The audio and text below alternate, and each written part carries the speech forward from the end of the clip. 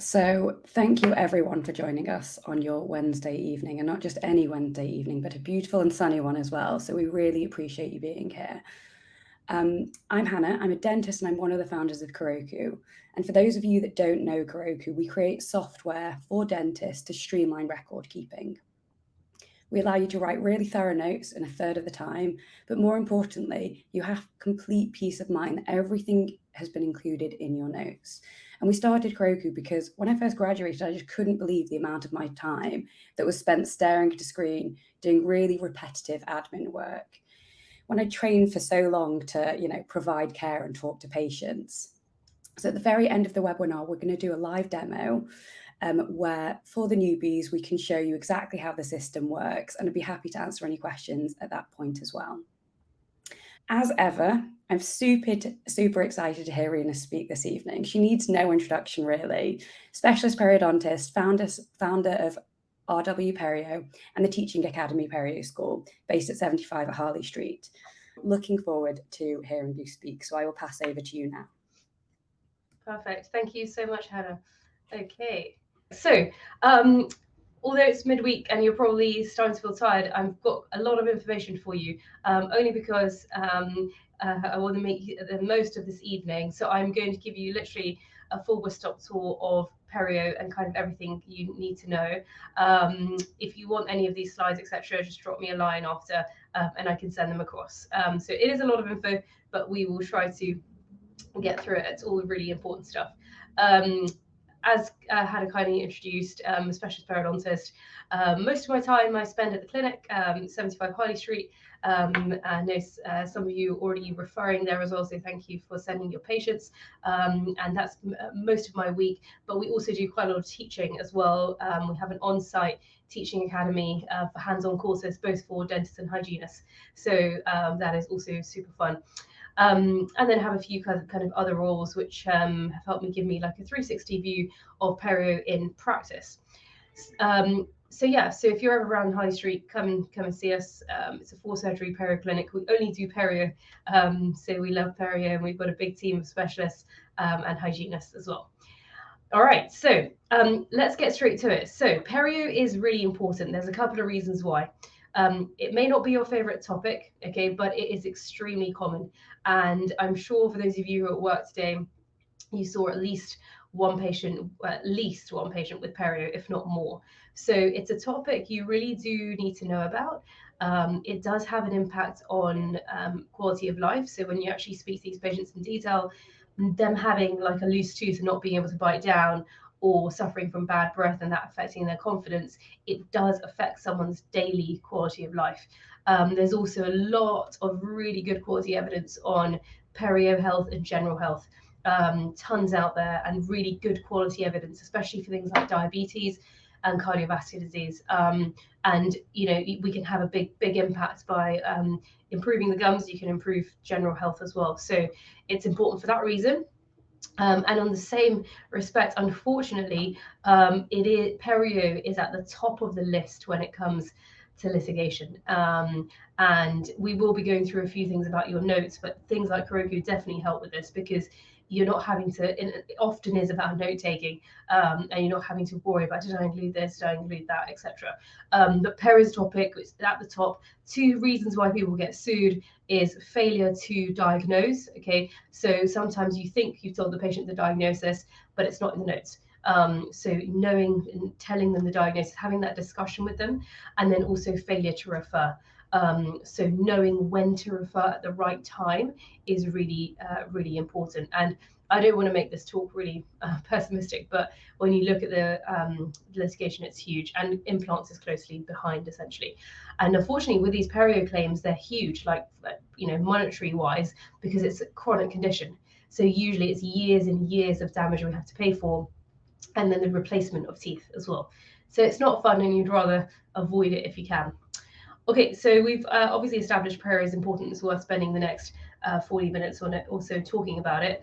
So as I said, I'll go through kind of all the kind of key topics which I think are important in practice.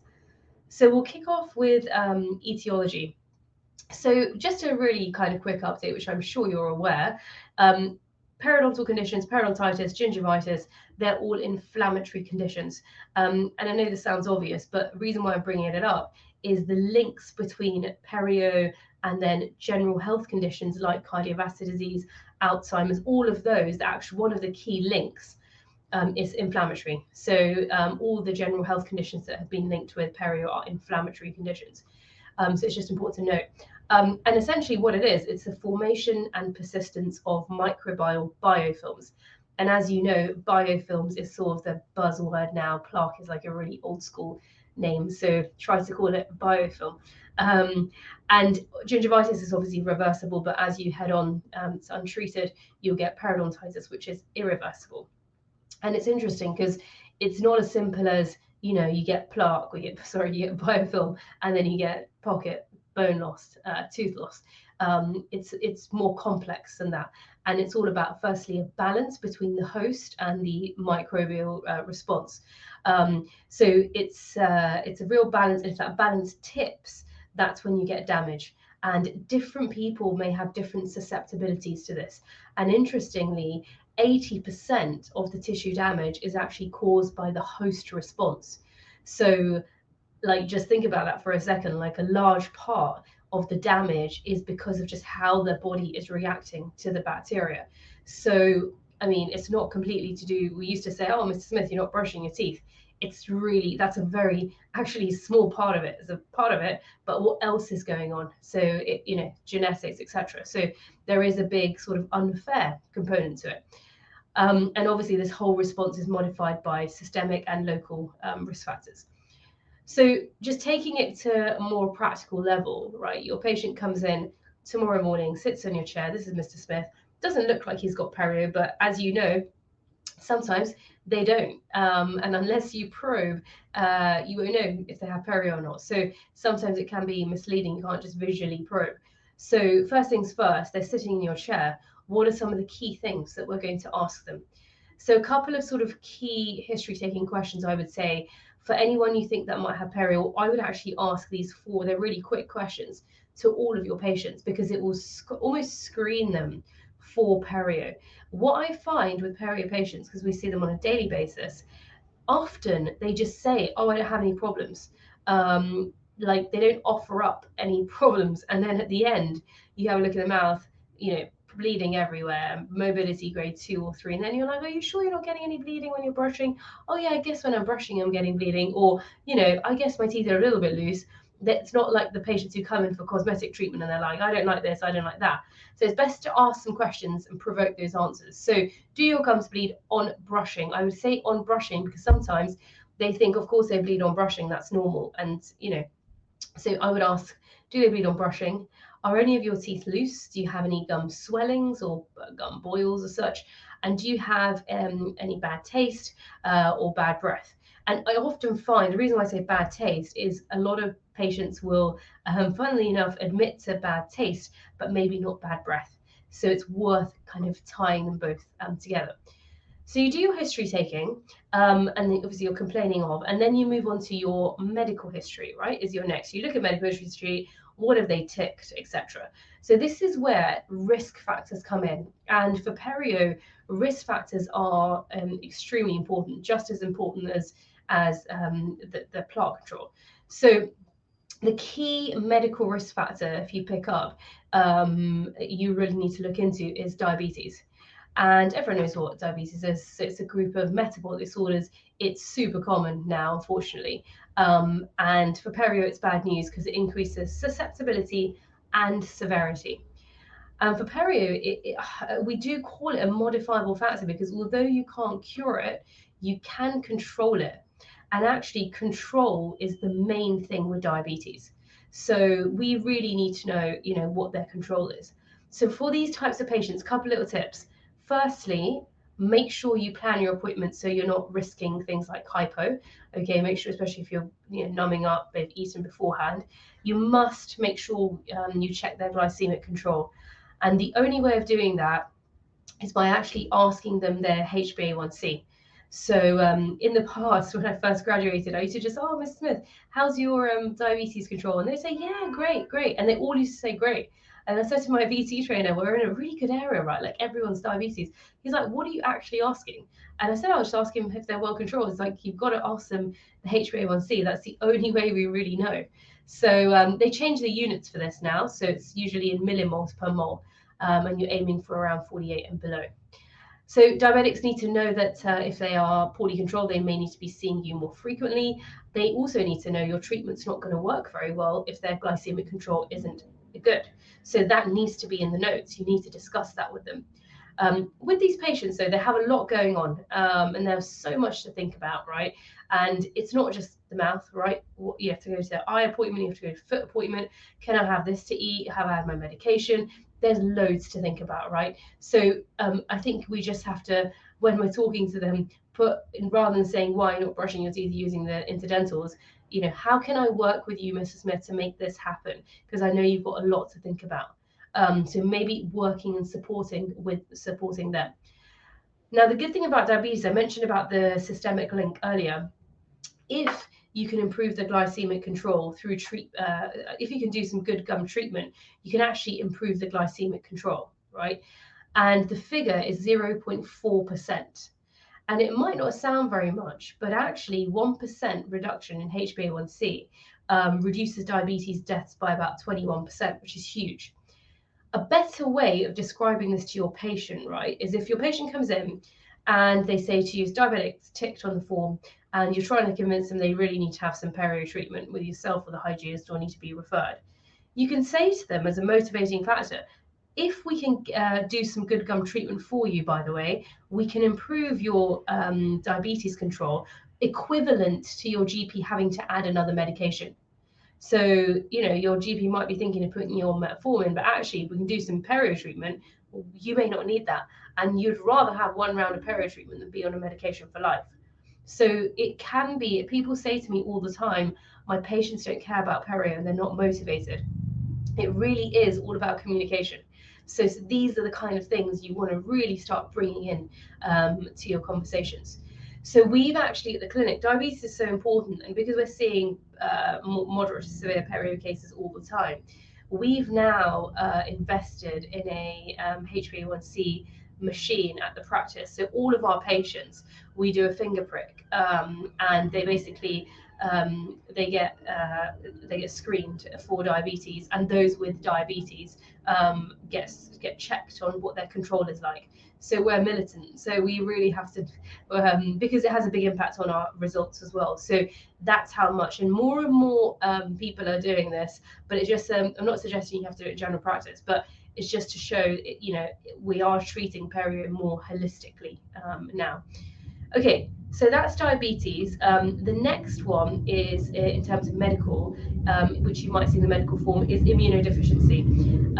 Less common, but what I'm thinking about here is patients with like HIV, AIDS, but also patients who are super stressed, poor oral hygiene, smokers. They're more likely to get this sort of necrotizing periodontal disease. So just not as common, but just look out for that.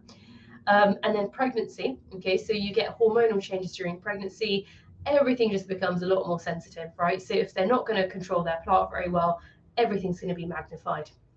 And usually you get either edematous changes where literally you're probing and it's just profusely bleeding, or you get proliferative changes, which is your like classic pregnancy epulis. There's lots of really good resources out there, especially on the EFP website, all kind of free to download. So there are, and it's all like e-versions that you can email to patients. Maybe something to look into for your practice. Okay, and then finally, in terms of medical history, pick up any medical medications that can lead to things like gingival drug-related enlargement, which this is obviously a more extreme photo, but you really want it to you want to prevent it from looking like this, because this is really difficult to treat. So classically, the overgrowth begins in the interdental papilla region. So if you see on the medical history that these medications are written, look really closely at the interdental papillae, and it just becomes a bit more fibrous. And that's the time where you really need to knuckle down the oral hygiene, because if the plaque control is good, you will not get this overgrowth. So it's all about plaque control, because the thing is, when it gets to this stage, unfortunately, you're going to have to refer because we need to do surgery. There's no way that's going to be okay with non-surgical treatment. Okay, so other risk factors, genetics, okay, it's a big thing in perio, not just your classic, I know we don't call it aggressive anymore, but not just a classic aggressive, there is definitely a component of genetics. Smoking in terms of social history, and unfortunately, although smoking rates are going down, it is still quite common. And like diabetes, it has the same impact on perio, and it's dose dependent. The more they smoke, the worse it is. Treatment's not going to work as well, it's going to reoccur, and there's lots of things like surgery and so on that we don't do in smokers. So for these individuals, make sure you give smoking cessation advice. And the studies show even literally like 30 seconds of a healthcare professional like us mentioning how smoking cessation is important for their general health and oral health, it has an impact. So don't underestimate. Also, you can get them to use the smoking cessation services, and because these triple the chance of someone stopping successfully. So worth bringing again that into the conversation. But at the end of the day, if they're not willing to stop, then that's up to them. But you have to, again, put it in your notes that you've warned them, there's going to be a poorer outcome, etc. Vaping is, we don't know much, as much as obviously smoking. Firstly, vaping is common, and 1 in 5 of your smokers will vape. So it's a question that you do need to ask. And with the vape as well, when I did my specialist training, guys, I had to do my master's project, and I decided to do it on e-cigarettes. And so I learned quite a few. This is more for interest, but to give you a bit of background, there's 3 generations. 1 is like obsolete now, 2 is pretty common, and 3, if you're super cool, you have 3. You get to adjust the kind of capacity in the battery, the voltage, power, all of that kind of stuff. There's actually, last time I checked, over 500 different brands of e-cigarettes, over 7,000 unique flavors, and then different amounts of nicotine.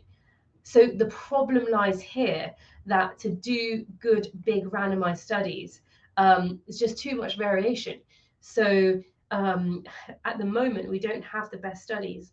I guess what we do know from this paper here, apparently it's better for your general health. And understandably, it does help smokers quit. So, because it's the only, think about it, it's the only smoking cessation tool where they're actually mimicking smoking. So there is a benefit of e-cigarettes, but we don't really know how it affects perio. I think it has some effect because of the nicotine, obviously. So I think including vaping cessation in your actual treatment plan is important. But at the same time, if they're using it to stop smoking, give them that opportunity to do that. And then other things in social history, stress, which is super relevant right now with everything going on, has a huge impact in perio. I mean, I've seen patients who, for years, they've been stable, and then COVID happens, or they're having a divorce, or they're moving house, and their whole mouth just relapses. So we don't know what the reasons are. It could be behavioral, but it could also be just the fact that it affects the immune system and the cortisol, etc. And then finally, in terms of history taking, you've got your dental history, and you're looking at things like diet and nutrition. And this has, again, understandably, a big impact on perio. So we're talking about things like vitamin C deficiency, things like vitamin D, all of that. It does have an impact on perio. So worth just asking them about that as well. So before even looking in the mouth, from the history taking, you should be able to get quite a lot of info from these patients, which will alert you to the fact they may be at risk of perio, or if they've got any of these risk factors, you may slightly need to adjust how you treat them. Okay, so going on to the examination now, one of the key things, which I don't need to tell everyone because you already know, of screening tools is the BPE. The only advice I can give you with the BPE is don't ever get lazy and always do it, because when we look at the medical legal claims, a lot of it, honestly, it's like someone's just missed the BPE and then made the score up, and it's just things that literally will take a minute or so, and there are some patients where unless you probe, you really won't know the extent of the disease. So always, always, always do the BPE. It's the only way you're going to be able to find out what's happening. It's only a screening tool. So if you then pick up something is wrong, you then need to look at that in more detail. So that's when your 6-point pocket chart comes into play. So we're looking at things like probing depth, bleeding on probing, recession, mobility, and furcation. And with perio patients, it is important we have as much information as possible. So in terms of when it comes to things like special investigations for perio, of course, the main thing are radiographs. So you have obviously a variety of choices here. I have nothing against bite wings or panoramics. And actually with mild cases, bite wings are fantastic. You can still see the crestal bone. So it's only if you really need to, you take a PA. A DPT is depending on the quality. Some of them are excellent. The only place I would then take supplemental PAs are anteriorly, because it's obviously not as clear there. But your standard radiograph for perio is obviously your parallel periapicals. And when you're reporting on radiographs, I just wanted to make a point that it's not just the amount of bone loss, because sometimes we just focus on bone loss when it comes to perio. There's a lot more to it. So equally as important is the anatomy. So what are the roots like? Are they short? Are they long? Are they conical? Are they tapered? Because all of that will impact just as much as the bone level on the anchorage of that tooth. And that eventually will obviously impact on the prognosis of that tooth. So think about bone levels and anatomy together, and then obviously all the other things mentioned, which you're probably doing anyway, local factors. And with perio, in terms of like how frequently you need to take radiographs, the guidelines are less clear than like with caries. So it's more, I ask myself, if I'm going to take a new radiograph, is this going to change what I do?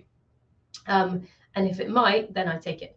And so like if a pocket has got worse and deteriorated and I need to find out what's going on, I might take an updated PA. But they don't get as old as a couple of years, and they're still useful. And then for things like endoperio lesions, where you're thinking, okay, something else is going on here, the tooth's a bit TTP, I can see a PA area, or there's grade 2 furcation involvement, and now the perio lesion might have become an endoperio. You might also want to do sensibility testing to eliminate that.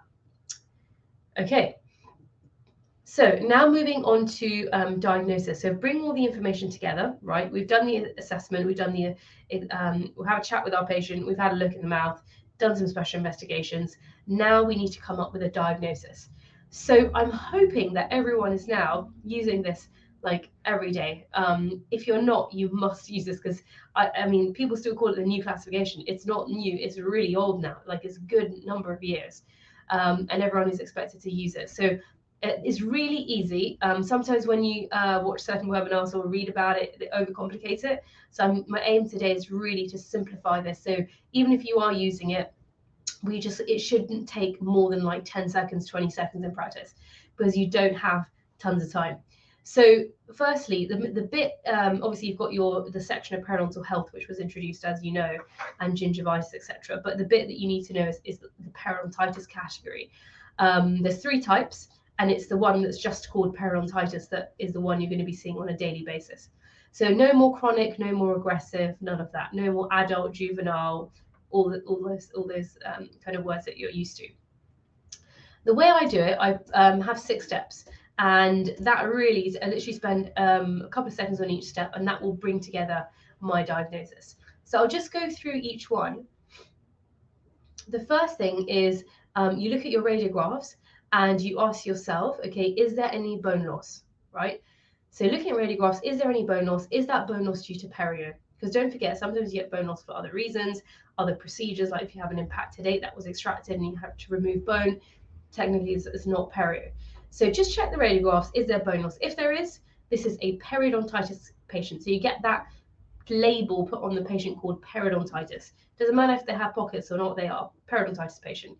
Then you look at if the bone loss is generalized, localized, or just affecting the molars plus or minus the incisors. And that will give you the disease extent. So that's really easy. That's 2 steps done. Then you're moving on to staging and grading. So this is where people get confused, but it's really easy. So staging is all about severity of the disease. And what you do, you pick the worst tooth, the worst site. So here we're looking at the upper right 5. And even if that one tooth had 90% bone loss and the rest had 10%, you've got to go with that worst case scenario. So we pick the upper right 5, okay? And then you have to divide the root up into thirds And if it's in the coronal third, it's stage 2, mid stage 3, and then stage 4 is apical. Stage 1 is a bit confusing, but it just means the tiniest amount of bone loss. So this would be a stage 4 case. Then you move on to susceptibility, which is all about grading. So you say, okay, my patient has X amount of bone loss, but how quickly has that happened? How susceptible is my patient? And by the way, the grade will be a really good opportunity to also say to your patient, if they're a high grade, so grade C, really susceptible, you can say to them, if we don't do treatment, right, this is going to progress quickly and you're going to lose your teeth. So it's a good thing kind of communication wise.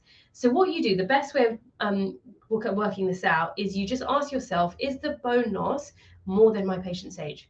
So I'm a 50-year-old, got 80% bone loss. That means they're susceptible because it's more than their age. So that's grade C. If it's less than half their age, it's grade A, and anything in between is B. So that's kind of the quickest way of doing it. So far, we've looked at, is this periodontitis? What's the extent? What's the worst tooth? Go to staging, grading, and then that's 4 steps done. But all we've done so far is look at radiographs. Now we need to know what we're treating, because we don't treat bone loss, we treat pockets, we treat bleeding. So then you look at your pocket chart and you either have a stable patient or you have a patient in remission, which is you haven't got any open, what I call, so let's talk about open and closed pockets. So I would use the words open and closed pockets with your patients as well, but a open pocket is anything that needs treatment. So 4 with bleeding, 5 and above. Closed is anything that doesn't need treatment, 4 without bleeding, 3 and below. So stable, all closed pockets, right, are less than 10% bleeding because you're allowed a little bit. Remission is still the pockets are closed, but you've got more than 10% bleeding. And unstable is any open pocket, regardless of bleeding. So it's quite a harsh, classification. If you have a 1 pocket of 5, technically their class is unstable. Now, there is some talk that they might change this because it's slightly unrealistic in real life. So maybe they come up with a criteria, like if you have 3 pockets of 5, you can still be technically classed as stable, something like that. So watch this space, things may change. Okay, and then the final step is risk factor profile, which they've only included diabetes and smoking within this because they can be measured and controlled, but it doesn't mean that all the other risk factors we mentioned are not relevant. You would still make note of them, maybe on another line for that patient. So if you bring this together in terms of the steps, it should be quite a quick way of actually coming up with your diagnostic statement. And this is super important. It's not something you want to miss, essentially. So this was the case I've just shown you. Okay, so you haven't seen the pictures, but 49-year-old, you saw the pocket chart, so deep pockets everywhere. These were all the radiographs together. So number 1, is it periodontitis? Yes. 2, is it generalized or localized? Generalized, bone loss is everywhere. Pick the worst tooth. We went for the upper 5, right? It's in the apical extent, so that's stage 4. Patient is 40-something, so the bone loss is more than their age, so that's grade C. And looking at the pocket chart, they're currently unstable. And then any risk factors, they're a previous smoker, so they're a smoker currently, so that would be a risk factor. So that's kind of an easy way of doing it. So I think I've done loads of stuff online for the new classification. So if you want any help with that, please just ask. But hopefully everyone's got the hang of that now. So the other thing is prognoses. And just to tie in, I would say once you've got your diagnosis in your notes, the next thing you just want to write literally a sentence on prognoses, because this is important not only for you to understand a treatment plan, but you need to give your patient some indication. If there are teeth that are uncertain, like in a couple of years they might be lost, or they might not respond as well to treatment, you need to give them a heads up. Because what you don't want medically legally is patient comes back and you're like, oh, suddenly this tooth needs to come out, or there's no warning of that. I thought I was going to keep my teeth for life. So something about prognosis is important. And then I think this is the key thing. Discuss all of this with the patient, but translate all the clinical stuff to what matters to them. And I remember when I first did my specialist training in my first year, actually, I was really enthusiastic about, like, I used to say, oh yeah, Ms. Smith, we're going to like try and get your pockets from 9 to 4. And I used to get really excited about it. And the patients just didn't care. And I was like, Is it just that, in hospital they're like this? Then I started doing it in practice and no one cared. But then I realized patients don't care about probing depths. Translate, that's for us, right? We need to translate it to what the patient cares about. So what you want to say to them is, oh, Miss Smith, I want to do this treatment for you because you will then keep your teeth for longer. You will not have to wear dentures. You will not have a bad taste. You will not have blood on your pillow, whatever they're concerned about. And that really, I found, helped with motivation.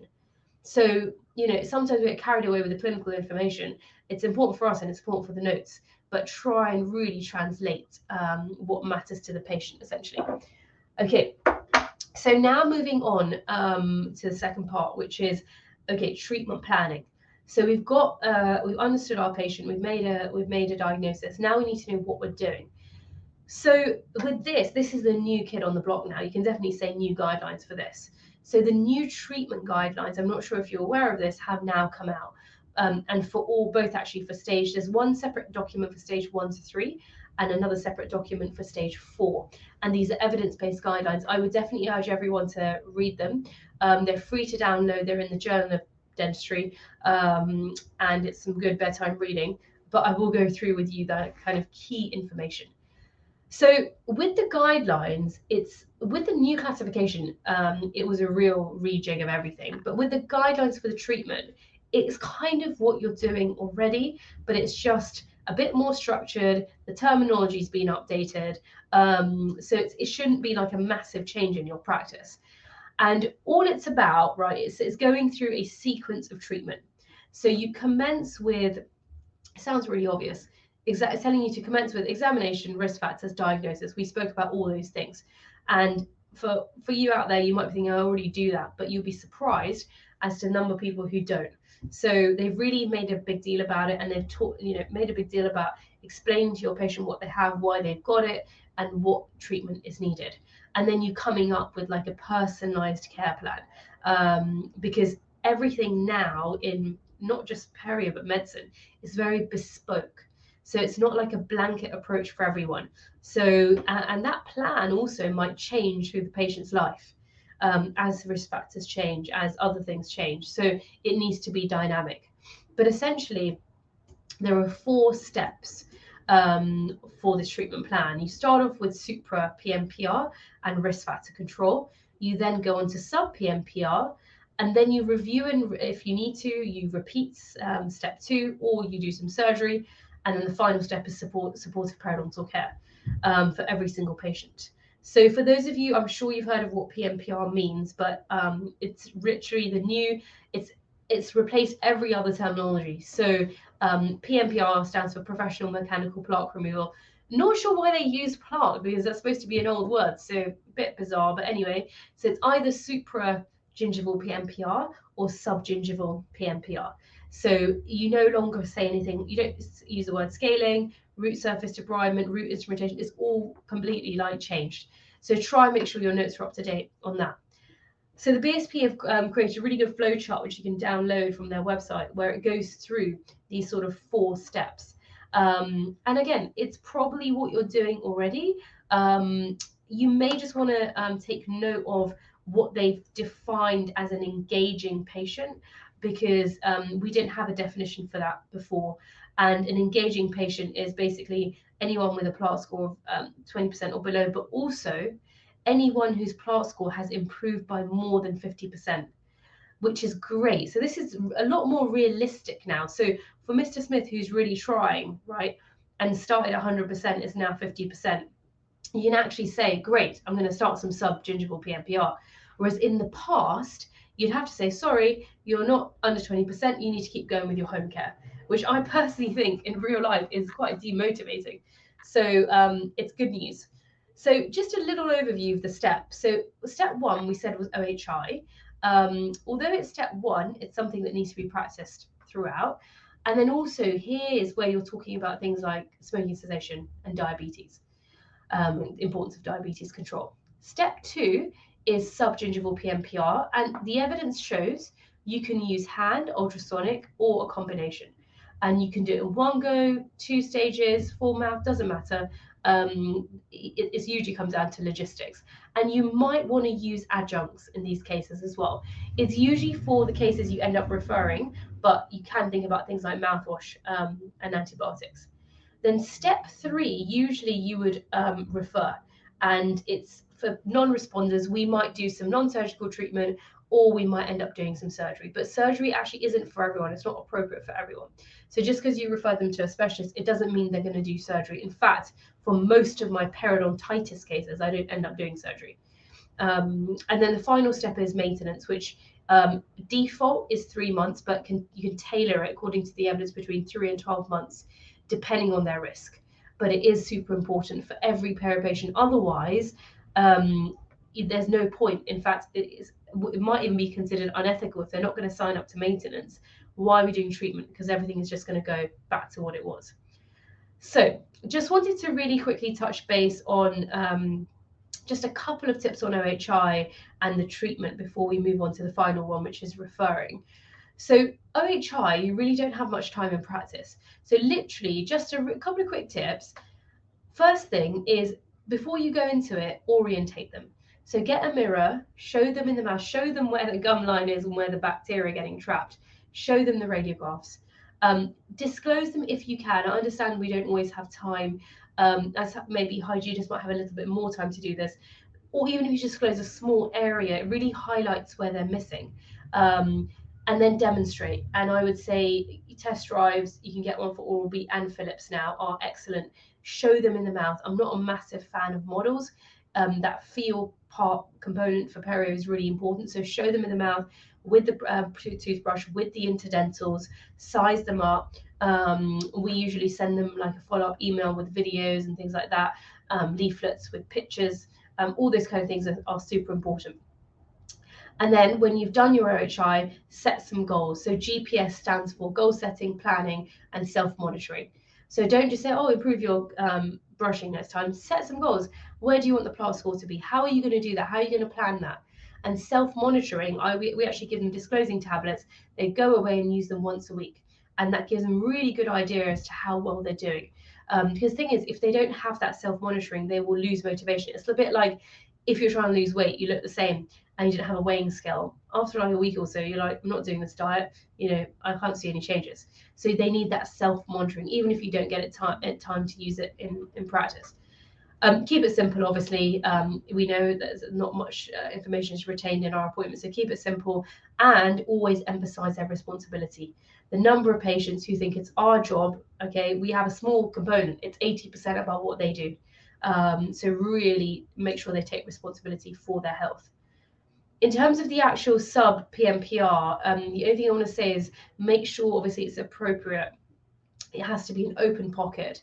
And you can get some amazing improvements with non-surgical treatment. So have a look at this radiograph. And you can see there's actually been a bit of bony infill there, which is some simple non-surgical.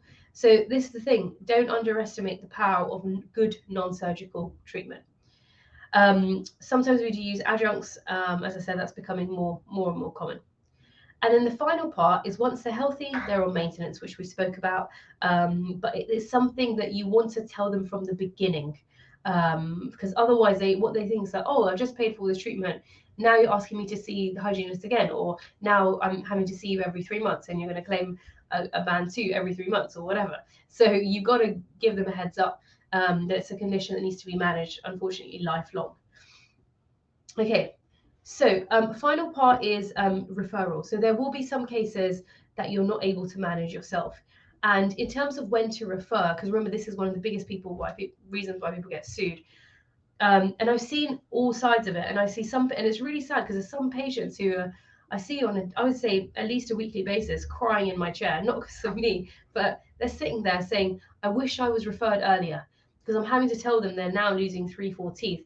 And they're crying saying, look, and these sometimes young patients, why wasn't I sent like a year earlier?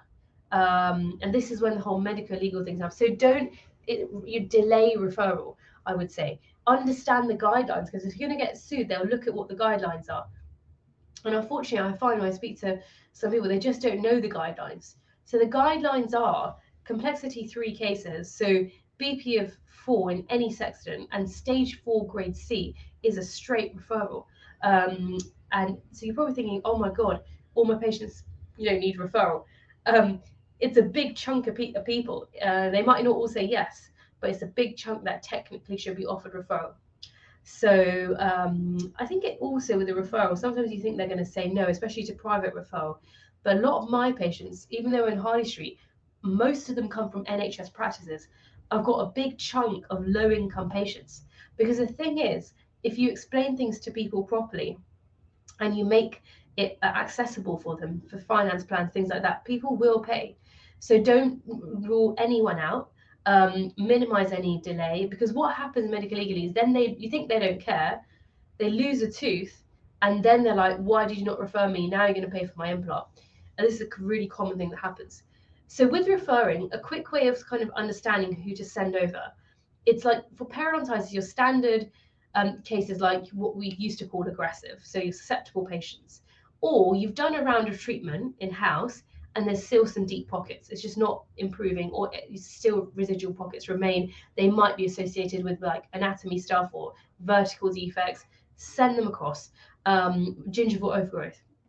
And even like most of the time we do some non-surgical treatments, one round of non-surgical treatment at specialist level, huge improvement. Then you can start your Invisalign and bonding and all the fun stuff you want to do. But you want to quickly get them healthy. So periodontitis, sometimes we do a little bit of surgery with overgrowth cases. Sometimes you have these juicy epulae that need surgical removal and sent to biopsy. But with actual periodontitis, in terms of recession, in terms of surgery, I hardly ever have to do it. But this is the case, can you see there's an enamel pearl? So we had to remove that. So that's like a localized pocket reduction case. Sometimes we try to rebuild the bone. So this was a regenerative case where we actually packed the bony defect with bone graft. And that really helps. We try to do more of that actually, because it's a better form of treatment if it's possible, but it's not always possible. It's only in vertical defects. But I would say, as I said at the beginning, 90% of my cases we treat non-surgically. But more at specialist level. But it works well. So don't scare your patients with you're going to have surgery. The other two categories I just wanted to bring up. One is recession, because I'm getting referred more and more of this, which is great because people are really looking out for it. Before, honestly, it was missed all the time. And I think it's because we're just not taught at an undergraduate level in terms of recession. I mean, I don't know I don't remember anything about recession, apart from look for recession. So it's really important for cases like this where you see these localized defects, lower incisors, young patients, post-ortho, right? This is super thin, it's unattached, it's really actually sore for the patient to clean. That needs attention. And then honestly, this week, actually, the last 2 weeks, I've had 4 patients and they had a little bit of recession. Their dentist said, don't worry, just monitor it. And then the recession happens in bursts. So it literally went another 5 millimeters. And then they came to see me like, why did they not tell me to see you earlier? And now I'm trying to do a graft in a compromised case. So honestly, do not monitor these cases. If they've got poor tissue, they need something called a free gingival graft, where we're thickening the tissue, we're making it easier for them to clean that area. It's more comfortable, it's protected. Sometimes we do get a bit of coverage of the root, though that isn't the primary outcome of this type of surgery. So you probably see these cases all the time. So look out for these, okay, the standard gum grafts that we do. Or if it's more of an aesthetic case, and a lot of this is happening now post Invisalign, this is obviously a more extreme case. These are the kind of cases which we can do really predictable surgery. So when we do have to do surgery, we call it surgery, but honestly, I'd say like most of my patients take painkillers for like a day. It's really minimally invasive surgery, minimal downtime. It works really well. It's not scary at all.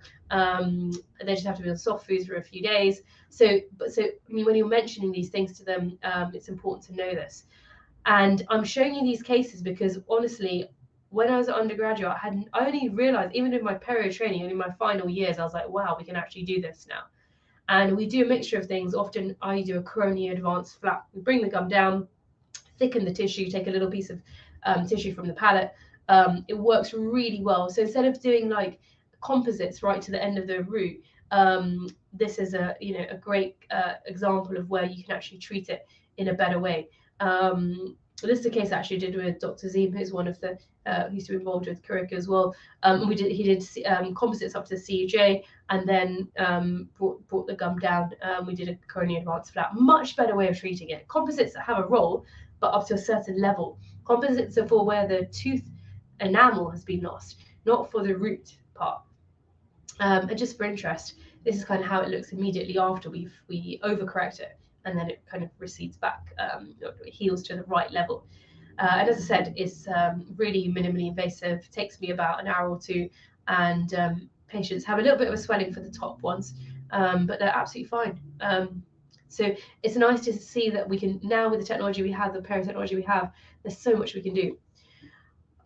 Okay, right. The final category is crown lengthening, which restorative or aesthetic crown lengthening, which periodontists might be involved in. I actually think you guys, if you're a GDP, you should have the skills to be able to do like a restorative case for sure, because it's such a good skill to have. Number of cases you see where teeth are, like the patient wants to save it, they want to be referred, and it's a strategic tooth. Crown lengthening is a really good skill to have. Simple aesthetic cases as well, I think, are a great skill. So more complex ones we obviously refer. And these gummy smile cases, they're so rewarding because the patient really, they come back and they're like a different person. They have so much more confidence. And cases like this, like post-Invisalign, it just really finishes the case really well. And then you can do whitening, bonding, etc. So start looking at gum aesthetics, because it's not just about the teeth. It's also about what is framing those teeth. So with referring, of course, hospital is an option. It's kind of non-existent right now. It's a real nightmare, in fact, and it needs to change because the problem is funding. So you might find that your referrals get bounced back. So the best option is in-house or external. And honestly, with perio, I think private is technically the way forward. It's the only way you're going to get it sorted quickly. And with our clinic, so of course I'm going to do a little plug here. So if you do need a periodontist, all we do is perio. One of the only clinics, we're the largest perio clinic in London, and we only do perio. We don't do implants or anything else, just perio. Your patient will be seen within a week or two, super quick, get the treatment done, send them straight back. We're super hot on communication. You will know exactly what's going on with your patient. Not sometimes you're referring, you have no idea what's happened. Yeah, and then then you can crack on with your Invisalign and everything else. We offer interest-free finance for all of our patients, and what that means is it's accessible to even low-income patients. Honestly, loads of our patients are low-income. It's because this way we communicate and make it accessible for them. So it's not that typical private setting, but it's accessible to all. So we have a real wide range of patients. So if you are able to refer, that it's really easy. All you do is go online, and it's rwperio.com/referrals. And all you do is just fill out an online form. You don't even need to write anything massive, just a sentence, and we'll take it from there. And then you just leave it up to us to get them sorted, basically. Yeah, and the way we treat patients is all tailored to the anxious patients. So we use things like, we don't use traditional injections, we use the wand. We obviously have this was during COVID, but we have all the state-of-the-art equipment, etc. So we want to give them a good experience, and most of them, they're usually really anxious and they leave that, I can't wait to come back. So give us a go, and then you'll see hopefully from your patient feedback as well. If you are going to refer, a couple of tips as well, just in general. Be really strict on the severity of the condition. Often patients will say, well, do I have to be referred? Can't you do a bit in-house? So be super strict. You have severe gum disease, Ms. Smith. I really need to try and help you here. I don't want you to lose your teeth. I don't want it to have an impact on your general health. And I would need to send you to a specialist to get this under control. And you just need to go for a consultation and then see what they say. So really like black and white. Can I have it done in the NHS? Well, technically, if it's not within your scope of practice, right, and the referral guidelines, and then the hospital's not accepting it, well, not really, right? Because it is not fitting the criteria if that's one of those cases. If it's too expensive, you explain to them they do interest in finance. For example, a really severe case of perio at our clinic, roughly the full mouth, the whole everything, it's about 2,000. which actually, when you think about it, is really reasonable. Like cost per tooth is like £60 or whatever, and it's for treating the whole mouth. And you can say to them, look, if you lose one tooth, one implant is like £3,000. Yeah. So what's the cost of not treating it? So there's lots of ways about explaining that. Perio is actually really affordable, and if they're not sure, just to go for a consultation. And then I usually finish my presentation with these kind of record keeping notes. But if you're using Kiroku, I've been using Kiroku for a while now. And as Hannah said, there's just so much to think about already in practice. And it's all about communication. You want to spend your time communicating with patients. So if you're using a template, having things already there, it makes it so much easier. So make sure your notes are up to date. Make sure you've got all the relevant, it might take a photo of this, make sure you've got relevant phrases in there, and you'll be fine. So yeah, so I hope that that's been helpful in terms of taking you through the patient journey, in terms of the history taking, the assessment, the diagnosis, the treatment planning, and finally when to refer. I think if you've got all those building blocks in place, there's no reason why you should be worried about getting into trouble for perio, and hopefully you actually start to enjoy it in practice. And if you don't want to do any of it, just refer it. I just want to finish off by mentioning about Perio School. So for those of you who are keen on doing any kind of CPD, etc., we have Perio School is the largest online academy for all things Perio, and we have in-house sort of hands-on courses. And we also have online courses. So if you prefer to sit at home in your pajamas and do some CPD, there's tons of online courses there for dentists and hygienists. If you prefer to get out there and learn in hands-on, we have both. The two upcoming ones, you can have a look at the website there. But for the dentists out there, we're doing a crown lengthening course in June. There are 3 or 4 more spaces, I believe. It's a small group of 12. I would highly suggest sorry, I'm just recovering from a cough. I would highly suggest any dentists out there. It's such a good skill to have. And you will, if you do that course, it's a 1-day course, it's a Saturday, and you will get that confidence to treat those cases. And those of you interested in aesthetics, it's such a good skill to bring into your armamentarium. We do live surgery as well, so I will literally go through everything with you step by step. And then afterwards as well, you have access to any mentoring that you need help with. So that's one course. For the hygienist, we've got our weekend hands-on course. It's 2 days.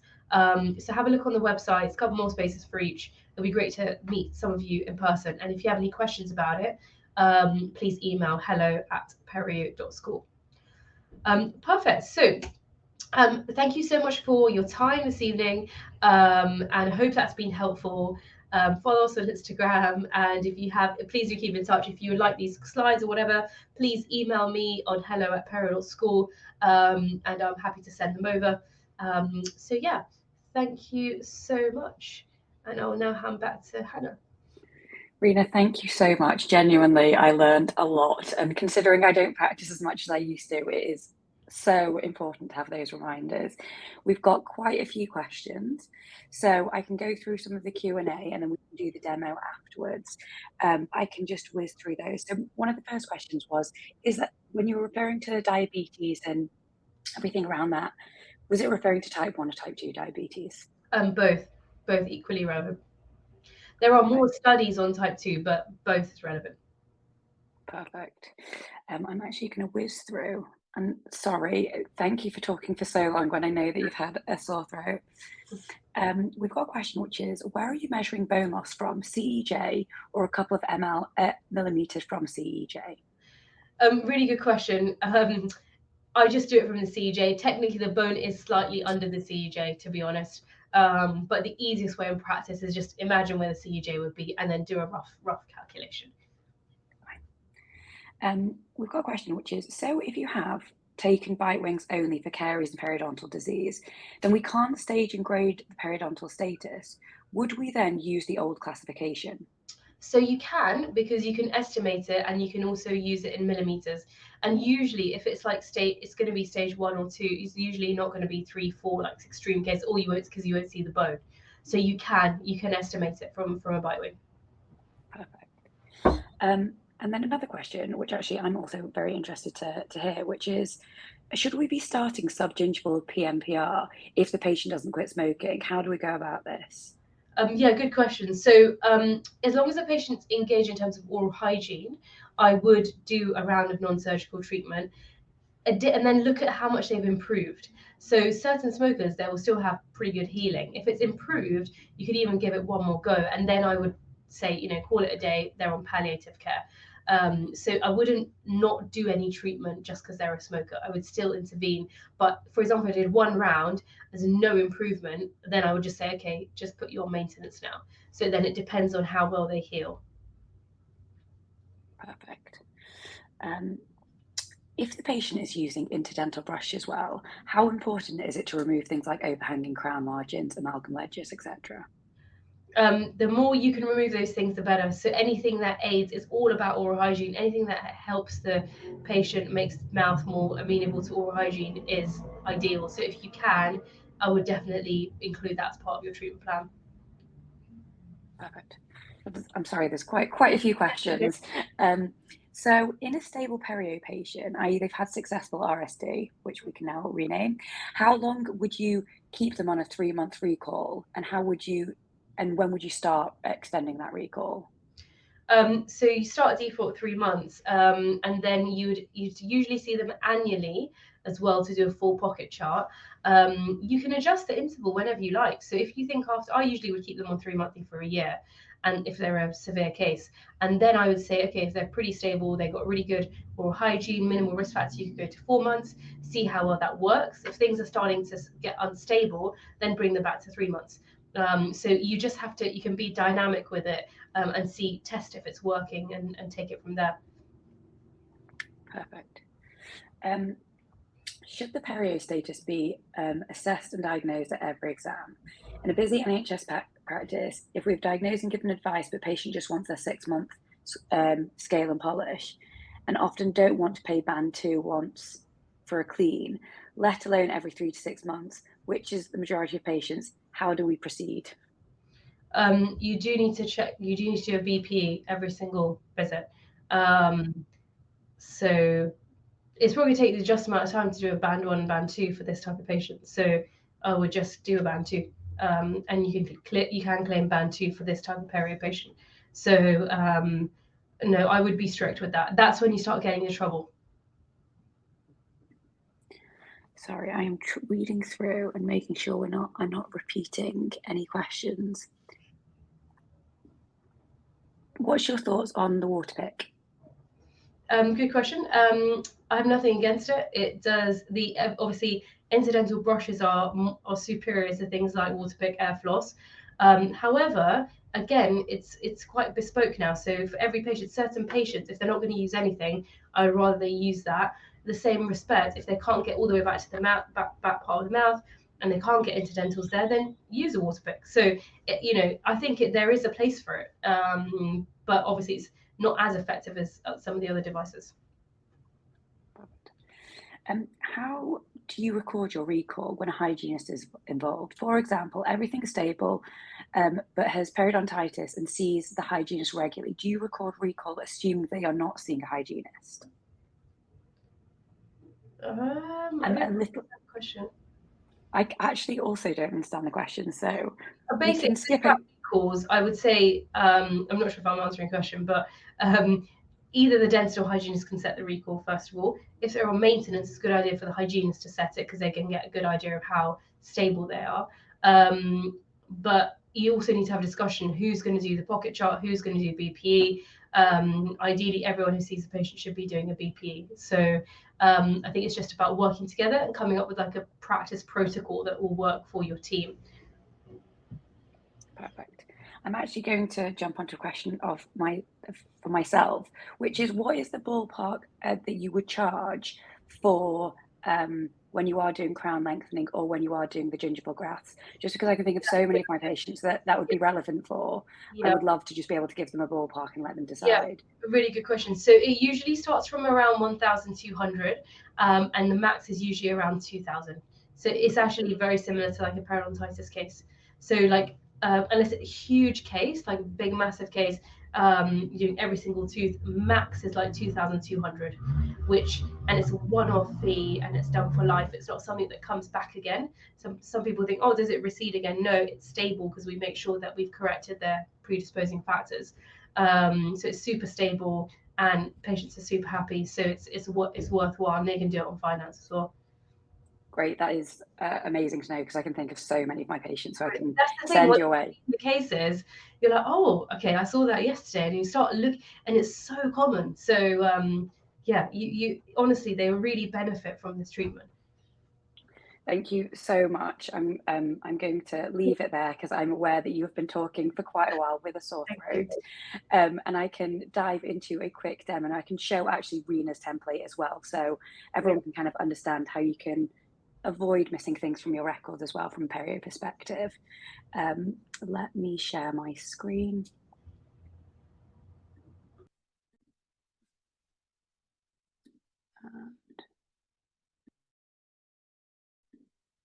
Hopefully you can hear and see me, but please do let me know if there are any issues. So actually, let me go back, and if you are brand new to the Kiroku platform, this takes, once you sign in, you go via the website. You can go to trykiroku.com and you'll be able to sign in right there. And you'll notice that this is running in Google Chrome. This does not require a separate download. So this can run, on any computer you're using within the practice. And this does not have to be a practice-wide decision.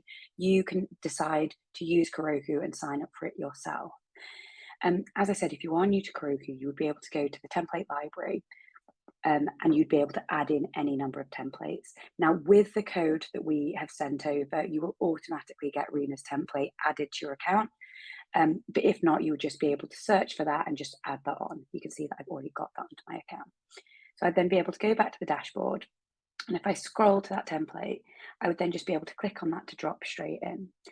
And I will very briefly just kind of whiz through an appointment, and I'll show you then how you can get this into your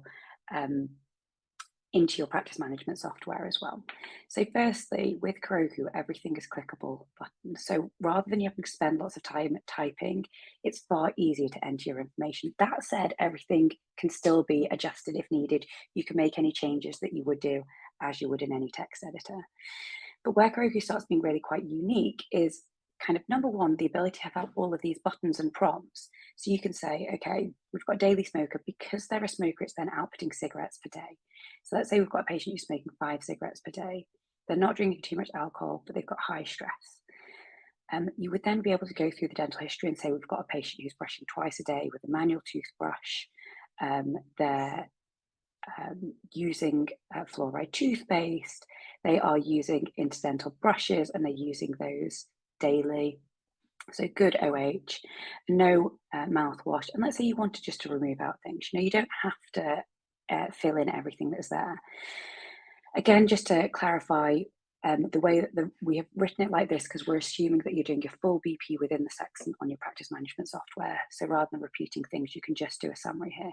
So let's say we've got a patient who's got some localized perio and no interdental recession, let's say, but we've got good OH, we've got some generally healthy gingivae. We've got a plaque score of, let's say, about 15%. So they are doing a good job here. No calculus deposits. Let's say some generalized recession. And again, you can include kind of the millimeters here. So let's say that it's around 2 millimeters to 4 millimeters. No mobility in the mouth. Again, if we wanted to take bite wings, which we should be doing if it's a perio patient, you can see that the full report will be able to come out there. But just for the sake of time in this demo, I'm going to say we don't need to, so you're just going to have to bear with me there.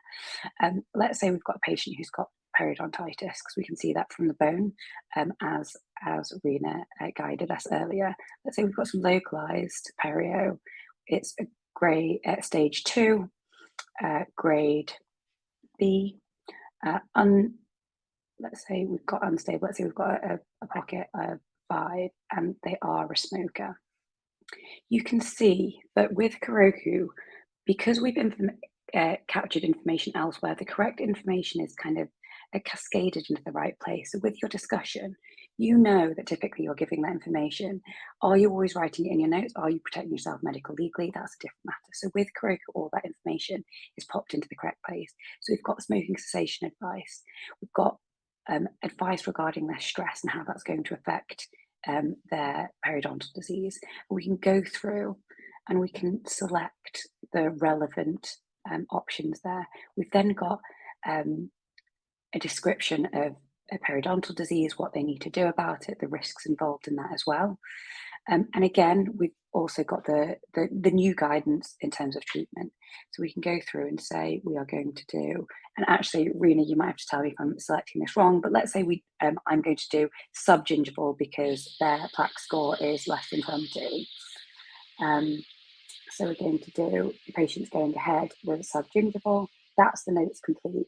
Now, how I would get that into my practice management software is I press copy.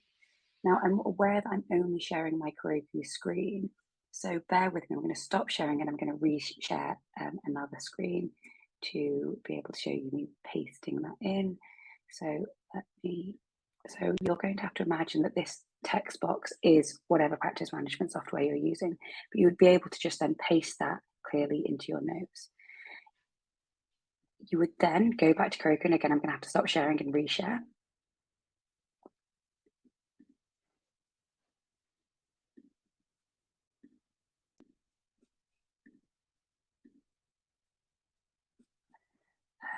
And you can see that you would then just be able to drop into your next appointment.